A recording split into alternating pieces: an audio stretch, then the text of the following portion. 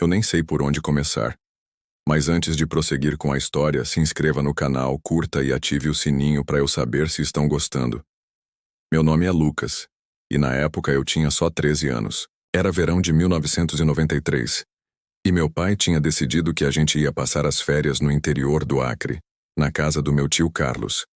Era um lugar isolado, sem luz elétrica, sem vizinhos por quilômetros, só mato por todo lado. Eu tinha vindo da cidade, então aquilo tudo parecia outro planeta. No primeiro dia eu já percebi que eu não estava preparado para aquilo. Barulho de bicho à noite, calor insuportável, mosquitos do tamanho de um dedo. Mas meu pai insistia que aquilo ia fazer bem para mim, que eu era muito preso à tecnologia, que precisava virar homem. No terceiro dia, eu lembro que acordei antes de todo mundo. O sol nem tinha nascido direito ainda, e eu ouvi uns ruídos, vindo da floresta atrás da casa.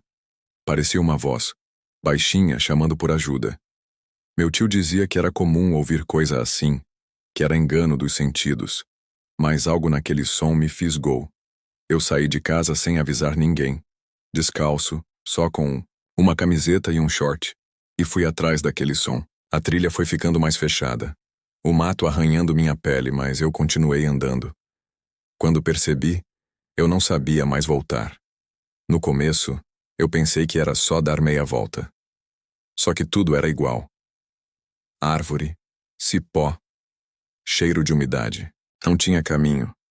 Fiquei andando por horas achando que a qualquer momento ia ouvir meu pai me chamando, mas o silêncio foi se tornando cada vez mais grosso, como se a floresta estivesse me engolindo. Quando o sol começou a cair, bateu o desespero. Eu gritei, chorei, tentei subir numa pedra para ver ao redor, mas só vi verde, verde e céu. E aí veio a noite. A primeira noite, eu nunca vou esquecer. O barulho era ensurdecedor. Parecia que cada animal queria provar que estava mais vivo que o outro. Eu tentei dormir encostado numa árvore, tremendo. Não era só de medo, era frio mesmo, apesar do calor do dia. No escuro, meu ouvido parecia captar cada passo ao meu redor. E eu juro, eu ouvi algo respirando atrás de mim. Não sei o que era, só sei que eu rezei como nunca. Eu implorei em silêncio para minha mãe, que tinha morrido 2 anos antes, para ela me proteger. E naquele momento, eu senti um cheiro de lavanda, que era o perfume que ela usava. Achei que era coisa da minha cabeça. No dia seguinte, levantei com fome. Uma fome absurda, uma dor que fazia meu estômago parecer um buraco sem fundo. Achei uns frutos, mas lembrei dos avisos. Não coma nada que você não conhece. Mas a fome fez parecer que aquilo era um teste. Então eu comi. Uns frutos vermelhos, azedinhos. No começo tudo bem, mas depois comecei a sentir tontura. Meu corpo ficou mole, minha visão ficou embaçada. Achei que ia morrer ali mesmo. Dormi de novo, mas tive sonhos esquisitos. Sonhei com minha mãe sentada numa pedra, me chamando. Só que quando me aproximei, ela virou um bicho, com olhos pretos, sem alma. Acordei gritando. E do meu lado tinham pegadas. Pegadas humanas, descalças, mas maiores que as minhas. E eu estava sozinho. A partir daquele segundo dia, eu entendi que não era só uma questão de me perder. Tinha algo naquela mata, algo que não queria que eu saísse. Como se ela própria fosse um ser vivo que me observava. Cada vez que eu tentava ir para uma direção surgia um obstáculo. Um tronco caído, um barranco, um pântano. Mas quando eu desistia e voltava, tudo parecia mais fácil, como se a floresta estivesse me testando, ou brincando comigo. No terceiro dia, ouvi vozes, claras, chamando meu nome. Era a voz do meu pai. Gritei de volta, corri, caí, levantei e corri mais. Mas quanto mais eu corria em direção ao som, mais ele se afastava. E então sumia. Fiquei desesperado. Sentei no chão e chorei até não ter mais força. Foi aí que apareceu uma mulher. Uma mulher no meio do mato. Vestia branco com um lenço na cabeça. Tinha pele muito pálida e olhos escuros. Ela não falou nada. Só estendeu a mão para mim e sumiu. Como névoa. E naquele exato lugar, eu achei um cantil de água, cheio, A água estava fresca. Eu bebi tudo sem pensar. Eu devia estar alucinando, eu sei. Eu estava sem comer direito, dormindo, mal, com medo o tempo todo. Mas eu juro por tudo, aquilo não foi imaginação. Porque depois que bebi aquela água, minha cabeça clareou. Lembrei de um ensinamento do meu avô. Se você se perder, observe os pássaros. Eles sabem o caminho de volta. Então eu comecei a prestar atenção. Notei um grupo de araras sempre indo na mesma direção de manhã. E comecei a segui-las. No dia seguintes, meu corpo foi se adaptando. Aprendi a procurar formigas grandes, cascudos e alguns frutos. Consegui até fazer um tipo de cama com galhos. Mas o tempo todo eu sentia que não estava sozinho. De noite, via sombras. De dia, ouvia sussurros. Às vezes, meu nome era chamado como se estivesse saindo do vento. Mas também aconteciam coisas boas. Achei um rio. Achei um peixe quase pulando para fora d'água. E um pedaço de pano preso num galho com meu nome escrito. Como se alguém tivesse deixado ali para mim. Ou talvez, como se eu estivesse preso num ciclo, e aquilo fosse de mim mesmo, de outra tentativa de sair. No 10º dia, algo mudou. Eu vi fumaça. Fumaça de longe. Comecei a correr naquela direção, com todo o fôlego que eu tinha. Caí num buraco, um buraco fundo coberto de folhas. E lá dentro, havia marcas. Parecia que alguém tinha vivido ali. Comida empilhada, um tipo de cama, carvões, e uma parede com riscos. 12 riscos. Como se alguém estivesse contando os dias. Eu ainda estava no 10º. Mas alguém, ou eu mesmo, já tinha contado até o 12. E foi ali, naquele buraco, que eu entendi. Eu não era o primeiro. Ou talvez eu mesmo tivesse voltado ali, como parte de um ciclo. Porque do lado da cama improvisada, tinha uma foto. Minha, quando pequeno, com minha mãe. E aquilo era impossível. Eu fiquei ali parado, olhando para aquela foto como se o tempo tivesse congelado. Aquela foto nem deveria existir ali, não naquele lugar, não naquele buraco no meio da selva. Era eu com a minha mãe, num dia de aniversário, num parquinho da cidade. Aquela foto estava na nossa estante em casa. E agora ela estava ali, suja de barro, mas intacta, com meu rosto sorrindo e a mão da minha mãe pousada no meu ombro. Eu não sabia se chorava ou se gritava, só conseguia sentir que alguma coisa muito errada estava acontecendo. Que aquilo não era coincidência. Que eu estava dentro de algo que não entendia. Peguei a foto, botei dentro do short e tentei subir do buraco. As paredes eram escorregadias, mas consegui escalar com esforço. Quando saí, a floresta parecia mais silenciosa. Não um silêncio calmo, um silêncio que grita. Como se tudo estivesse me esperando fazer o próximo movimento. Continuei seguindo a fumaça que tinha visto antes. Andei por horas. Quando o sol estava quase se pondo, cheguei num pequeno descampado. Havia cinzas no chão. A fogueira ainda estava quente. Tinha vestígios de comida cozida, ossos pequenos, talvez de algum animal caçado. Mas ninguém por perto. E uma coisa que eu nunca vou esquecer. Tinham pegadas de uma criança. Pegadas, pequenas, descalças, como as minhas. Mas andavam em círculos. Círculos perfeitos, como se a criança estivesse andando em volta do próprio rastro. E no centro, uma boneca. Feita de galhos e trapos. Com olhos costurados com linha vermelha. E presa no peito da boneca, uma fita azul com meu nome escrito. Eu olhei aquilo e o corpo inteiro arrepiou. Alguém sabia que eu estava ali. Ou alguém estava esperando que eu estivesse. Eu corri. Corri sem direção, só corria como se pudesse fugir daquilo. Mas quanto mais eu corria, mais o mato parecia se fechar.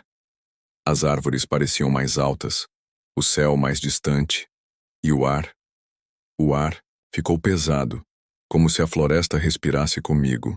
Caí de novo, rasguei o joelho, mas continuei me arrastando, até que escureceu. E naquela noite algo diferente aconteceu. Eu ouvi passos, claros, rítmicos, como se alguém andasse de botas. Fiquei em silêncio, escondido atrás de uma moita. Vi uma lanterna, vi um homem. Ou o que parecia ser um homem. Ele usava um uniforme antigo, parecia militar. Mas o rosto dele... O rosto era deformado, como se tivesse sido queimado ou... derretido, e ele andava como se soubesse exatamente onde eu estava. Parou a 2 metros de mim. Ficou parado, respirando alto. Depois virou a cabeça devagar, como se escutasse algo, e andou para outra direção. Eu fiquei ali, sem respirar, por mais de 1 hora. Quando finalmente consegui sair dali, achei um pedaço de mapa jogado no chão. Era velho, amarelado, rasgado. Mas mostrava uma trilha. Uma trilha que começava onde eu estava e terminava num ponto marcado com uma cruz. Atrás do mapa havia um número. 1957. Isso me deu calafrios. O que aquilo queria dizer? Que alguém esteve ali? Há décadas? Que outros meninos passaram por aquilo? No 8º dia, meu corpo já estava em modo de sobrevivência. Eu sentia menos fome. Bebia água de folhas, mastigava casca de árvore não porque era bom, mas porque me dava algo para fazer. E eu comecei a ouvir uma voz dentro da minha cabeça. Não uma alucinação. Não era minha. Era como um sussurro que dizia: volta. Você não devia ter entrado. E toda vez que eu tentava ignorar, algo acontecia. Um galho caía do nada. Uma cobra cruzava meu caminho. Ouvia gritos no vento. Não sei explicar. Mas parecia que a mata reagia aos meus pensamentos. Quanto mais eu lutava para sair, mais ela me cercava. Quando eu me entregava, ela me deixava passar. No 9º dia, encontrei uma clareira com uma cruz de madeira fincada no chão. Estava podre, caída de lado, com um nome entalhado: Gabriel, 1978. Abaixo, um aviso: não ultrapasse. E do outro lado da clareira, havia uma construção. Parecia um abrigo. De madeira coberto de musgo, quase invisível de longe. Me aproximei. A porta estava entreaberta. Lá dentro, mais rastros de gente. Garrafas vazias, um cobertor velho, anotações. Diários. Um deles era de um menino chamado Gabriel. Falava de como ele também ouviu vozes. De como viu a mulher de branco. De como ele começou a esquecer quem era. E no último trecho, escrito em letras tremidas: ela quer que a gente fique. Ela precisa de histórias novas. Fechei o caderno com as mãos tremendo. Fui embora correndo dali. Na 10ª manhã, acordei com marcas nos braços, como arranhões, em formato de símbolos. Nunca tinha visto aquilo. Pareciam letras, ou runas. E do meu lado, uma concha do mar, no meio da floresta. Eu já não sabia o que era real. Já não sabia quem eu era. Fiquei encarando aquela concha por horas. Ela parecia pulsar. Eu botei no ouvido, como fazia quando era criança, para ouvir o mar. E ouvi uma voz. Clara.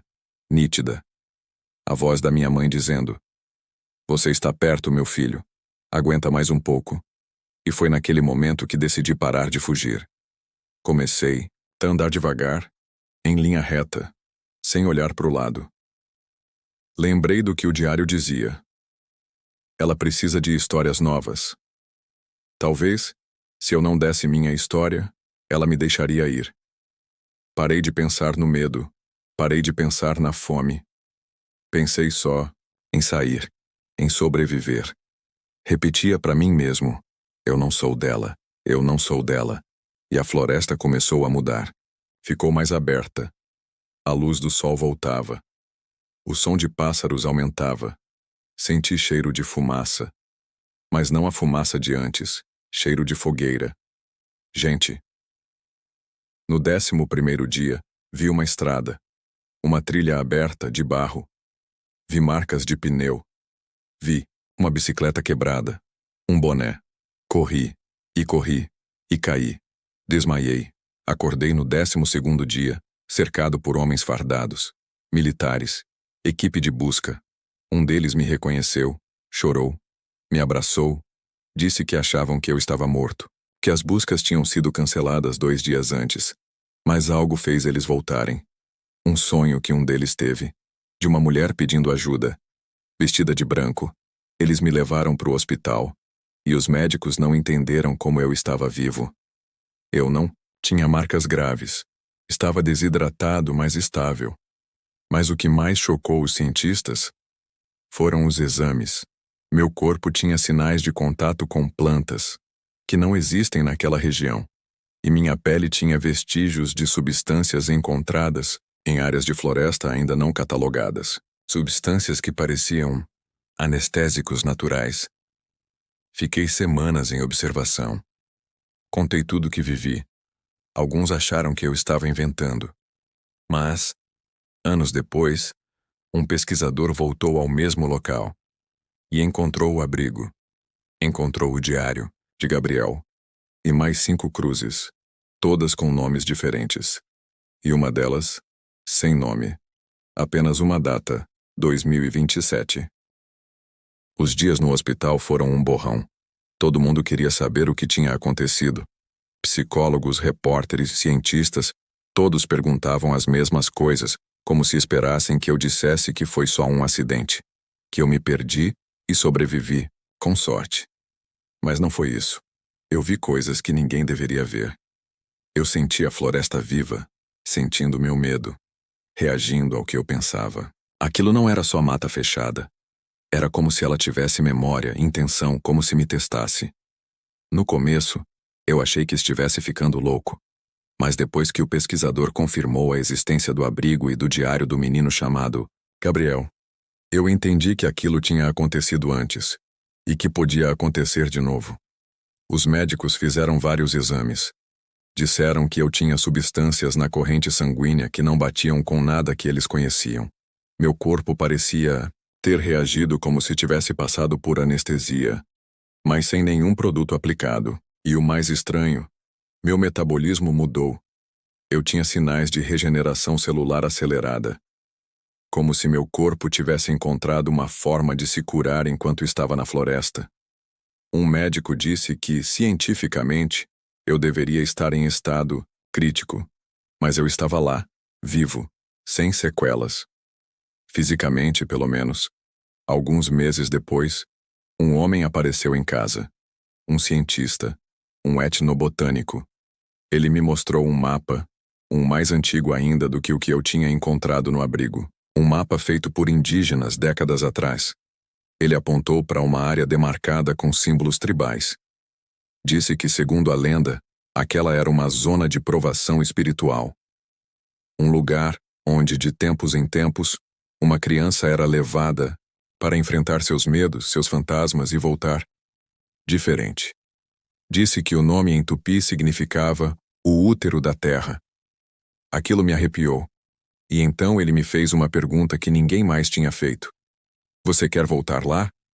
Eu ri. Falei que ele estava maluco, mas ele insistiu. Disse que havia coisas naquela floresta que desafiavam a lógica, que talvez eu tivesse sido escolhido não só para sobreviver, mas para contar. E que se eu não voltasse, ninguém mais saberia o que realmente estava escondido lá. Eu tentei esquecer. Segui com a vida. Mas a floresta nunca saiu de mim. Às vezes, eu sonhava com ela. Sonhava com a boneca de olhos vermelhos, com o homem de rosto derretido, com a mulher vestida de branco. E às vezes acordava com barro nos pés. Isso aconteceu 4 vezes. Minha mãe começou a me olhar com medo. Eu sentia que ela achava que eu não era mais o mesmo menino que ela conheceu. E, de certa forma, não era mesmo. No meu aniversário, de 18 anos, recebi um envelope sem remetente. Dentro havia a foto minha e dela, a mesma que encontrei no buraco na floresta. Mas agora, havia algo a mais. No canto inferior, uma data escrita à caneta. 1957. E eu juro por tudo. A minha imagem naquela foto parecia mais velha. Como se eu tivesse 10 anos a mais do que naquela época. E a mão da minha mãe, que estava no meu ombro, agora estava transparente. Como se ela não estivesse mais viva. Eu entrei em pânico. Mas minha mãe estava viva, no quarto ao lado, dormindo. Respirei fundo, fui até ela e toquei sua mão. Ela acordou assustada. Eu não disse nada. Só abracei ela com força. Aquele foi o último aniversário que passamos juntos. porque 3 semanas depois, ela morreu de um AVC fulminante. E no velório, quando fui até o caixão, encontrei no bolso da roupa dela a concha. Aquela mesma da floresta. A concha que eu tinha deixado em cima da mesa do hospital e que dias depois tinha desaparecido. Eu não sabia mais o que era coincidência e o que era aviso, mas entendi que aquilo não ia parar. Não enquanto eu não encarasse o que ficou lá dentro. Então, 2 anos depois, com 20 anos, aceitei o convite do cientista. Voltei à selva, com uma pequena equipe de biólogos e guias locais. Mas quanto mais nos aproximávamos da região marcada no mapa, mais os guias ficavam nervosos. Diziam que não era seguro, que à noite, ali, ouvia-se vozes, vultos, que até os animais evitavam aquele trecho, e foi na 3ª noite de expedição que tudo voltou. O mesmo cheiro de terra molhada, o mesmo sussurro no vento, e uma sombra entre as árvores. Só que dessa vez eu não corri. Fui atrás. E encontrei a clareira. A cruz de Gabriel ainda estava lá, mas agora havia mais 5 ao redor. Uma delas com meu nome. E abaixo uma nova placa. Ele voltou. Agora falta ouvir. Voltei ao abrigo. Estava quase tomado pelo mato, mas intacto. Encontrei um novo caderno. Uma nova letra. Era minha. Mas eu nunca tinha escrito aquilo. As páginas contavam exatamente tudo o que eu vivi naqueles 12 dias. Palavra por palavra. Inclusive coisas que eu tinha esquecido. Inclusive pensamentos que eu nunca falei em voz alta. Aquilo me destruiu por dentro. Eu caí no chão, chorando. Mas quando levantei os olhos, ela estava ali, a mulher, vestida de branco, parada na entrada do abrigo, me olhando com tristeza. E então, ela falou. A voz era baixa, mas ecoava dentro da minha cabeça. Você sobreviveu. Agora precisa lembrar o que esqueceu. E foi ali que tudo fez sentido. A floresta não queria me matar. Ela queria que eu lembrasse, que eu contasse. Ela era um portal, não para o inferno, mas para o passado, para uma verdade esquecida. Uma verdade que envolvia não só crianças perdidas, mas um pacto antigo, um experimento, um segredo enterrado por décadas. Mas isso eu só consegui entender completamente no dia seguinte. Na manhã seguinte acordei sozinho no abrigo, com a brisa entrando pela porta de madeira podre e o caderno ainda aberto no meu colo. As letras, que na noite anterior eram minhas, agora estavam apagadas, como se nunca tivessem existido. Só restava uma frase escrita no centro da última página. Você se esqueceu porque foi feito para esquecer. E naquele instante, como uma avalanche silenciosa, as memórias começaram a voltar. Não da selva, mas de antes, de quando eu era ainda menor, talvez uns 5 anos. Memórias que não eram sonho, mas pareciam ficção de tão absurdas. Eu vi minha mãe, em um lugar branco, frio. Médicos ao redor, me colocando numa maca. Ela chorava, mas não impedia. Assinava papéis. Um homem de jaleco dizia: é só por uma semana, garantimos que ele vai esquecer. E foi aí que eu entendi. Eu já tinha estado ali antes, naquele mesmo lugar. Naquela floresta. Não era a primeira vez. Eu era parte de algo muito maior. Algo que envolvia testes com crianças, memória, trauma. E talvez, algo que nem a ciência conseguiria explicar. As cruzes não eram só homenagens. Eram registros, marcadores de quem não voltou. Ou de quem voltou, mas nunca mais foi o mesmo. Voltei para o acampamento onde estavam os cientistas. Não disse nada de imediato. Mas a forma como me olharam já dizia que sabiam. Um deles, o mais velho, se aproximou de mim com calma e disse: você cruzou o véu. A maioria enlouquece. Mas você lembrou. E então ele me mostrou uma foto. Era um grupo de crianças. Todos com uniformes iguais, numerados. Eu era um deles. Tinha o número 12 no peito. A legenda dizia: Experimento Protocolo Gaia, Fase 3, 1999. Meu coração disparou. Perguntei que diabos era aquilo. Ele hesitou. Mas então começou a falar.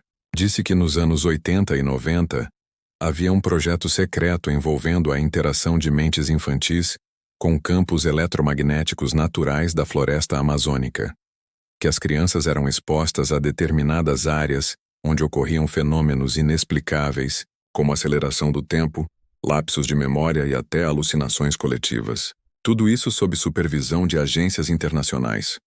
Algumas crianças nunca voltaram. Outras, como eu, voltaram, mas com as lembranças apagadas. Usavam drogas experimentais para garantir que não lembrássemos.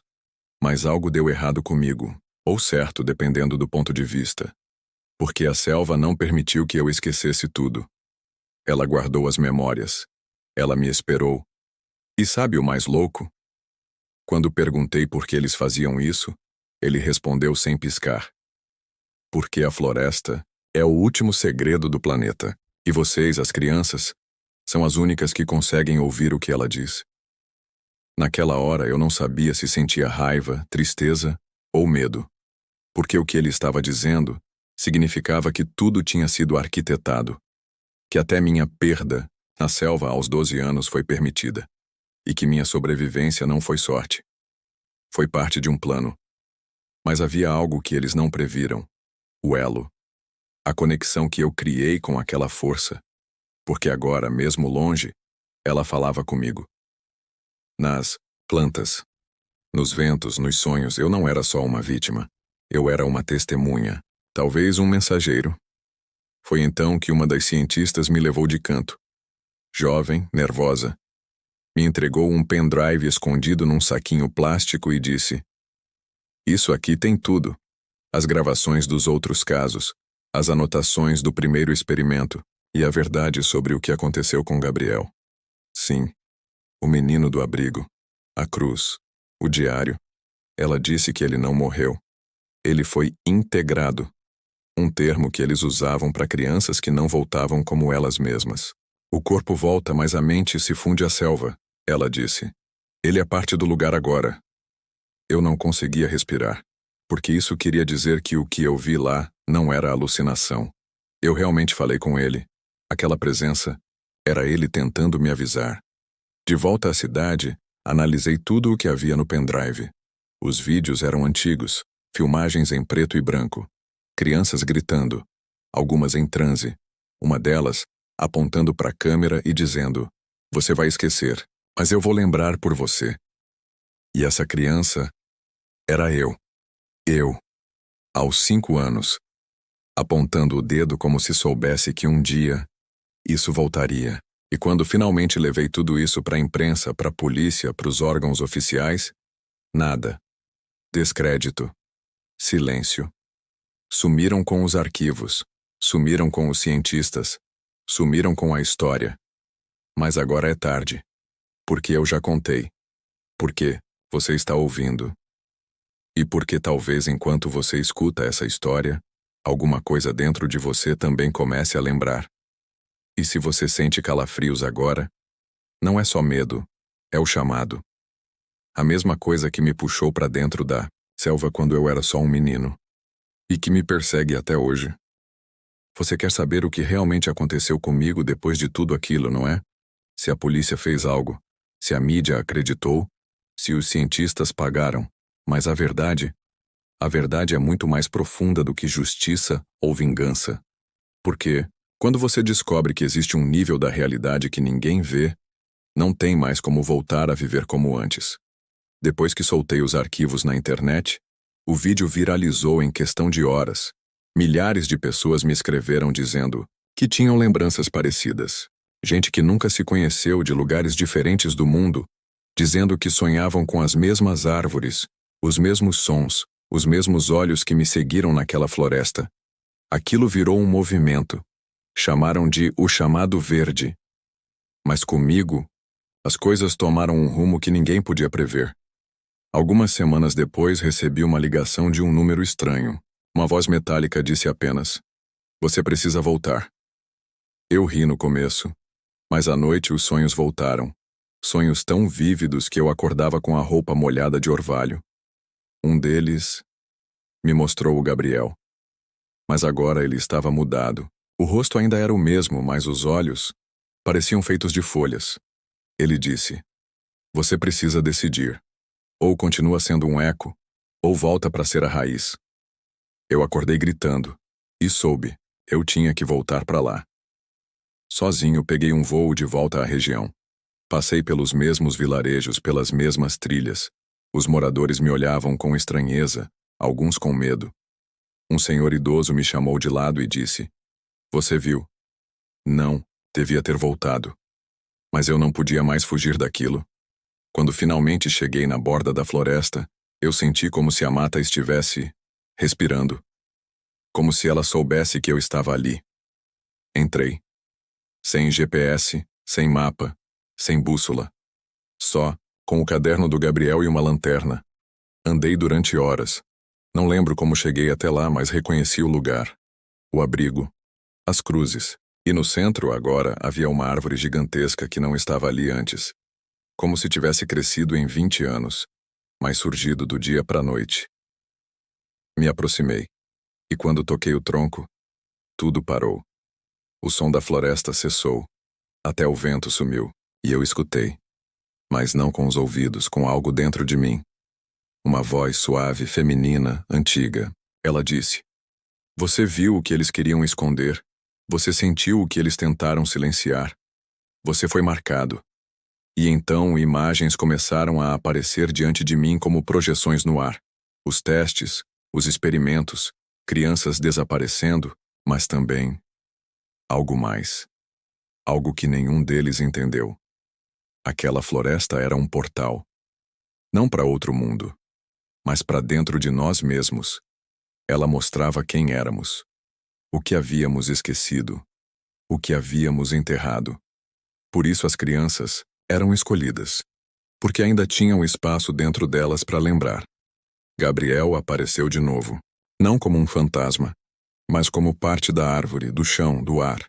Ele me disse que eu tinha duas escolhas: esquecer de novo ou aceitar a memória e me tornar guardião. Perguntei o que isso significava. Ele apenas respondeu: Você nunca, mas será só humano. E então eu vi meu corpo se desfazendo em luz, como se eu estivesse me tornando vento, folha, água. Não do jeito físico, mas como consciência. Eu estava fundido com a floresta, mas ainda era eu. E por um instante, eu soube tudo. Cada passo dado ali, cada ser que vive ali, cada verdade oculta. Tudo. Mas a selva me devolveu. Não me prendeu. Me devolveu. Porque agora eu era um elo. E ela precisava de alguém no mundo dos homens. Alguém para lembrar, para contar, para avisar. Quando acordei, estava deitado na beira de uma estrada, descalço, mas vivo, com o caderno do Gabriel ao meu lado e uma marca na mão, como uma cicatriz, em forma de folha. Desde então, dedico minha vida a isso. Contar, escrever, reunir outros, como eu. E sim, existem outros. Cada vez mais pessoas estão lembrando. Crianças dizendo que sonham com uma árvore que chama pelo nome delas. Adultos com memórias que nunca viveram.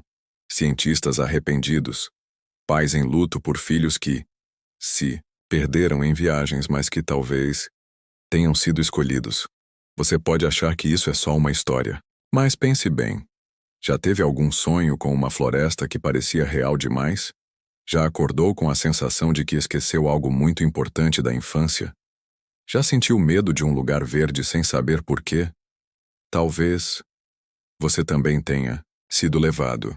Talvez você tenha esquecido. Mas a floresta não. E se você escutar bem, pode ser que ela esteja te chamando de volta. Porque, no fim das contas, não é sobre mim. É sobre todos nós. Sobre o que apagaram. Sobre o que vai voltar. Sobre o que vai nos mudar para sempre. Obrigado por ficar até o final. Se você gostou, se inscreva no nosso canal, deixe o seu curte e ative o sininho de notificações para eu trazer mais histórias como essa.